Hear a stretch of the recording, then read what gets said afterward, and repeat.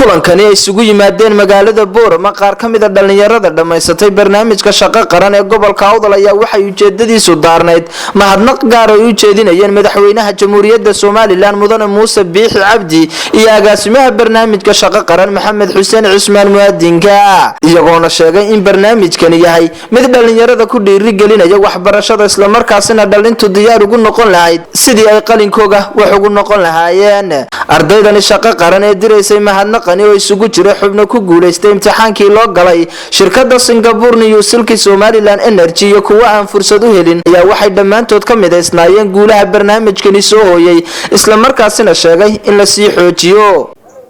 kamid ah dhalinyarada ku guuleysatay barnaamijka shirkadda Singapore New Silk Somaliland Energy waxaan doonayaa marka ugu horeysa inaan u mahad celiyo madaxweynaha halyeega hal abuurka barnaamijka shaqo qaran Mudane Muuse Biixi Cabdi iyo agaasimaha guud ee barnaamijka shaqo qaran waxaan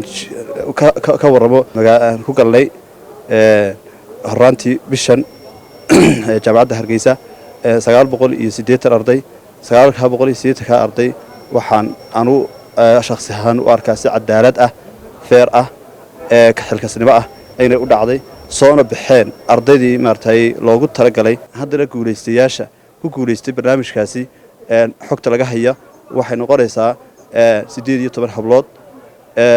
iyo 7 wiil gobolka Awdal wana ku hambalyeynaya agaasimaha guud ee barnaamijka shaqo qaran sida hufan xilkasnimada leh ee barnaamijkan uu habeeyay waxaan leeyahay ardaydii imtixaanka guuleystay hambal iyo baan leeyahay inkastoo anagu imtixaanka ka qayb galin aad baan u hambalyeynaya ardayda aad baan u hambalyeynaya waxaan leeyahay madaxweynahana madaxweyne waxaad qabatay hawl aanay xukuumadii ka horeeyay in qaban baad qabatay dad badan oo cadilnaa ayaad maxay heeday cadilaad ka saartay dhalinyartii tahriibasay ee shaqo la'aanta wadanka ay ku heshay ee macnaha meel ay u maraan waayay ee cadaalad darrada la kulmay ayaad cadaalad u sameysay barnaamijkaana adaa abuuray madaxweyne waad ku mahadsantahay baan leenahay aygu Saleebaan Xaaji Cabdi Oosiye waxaan kamid ahay ardayda shaqo qaran waxaan mahadnaq gaar ah u jeedinayaa madaxweynaha xukuumadda Somaliland Mudane Muuse Biixi Cabdi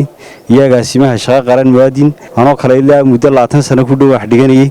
marka waxa weeyaan maanta inaan qarankayga wax ku helo aad baan ugu faraxsanahay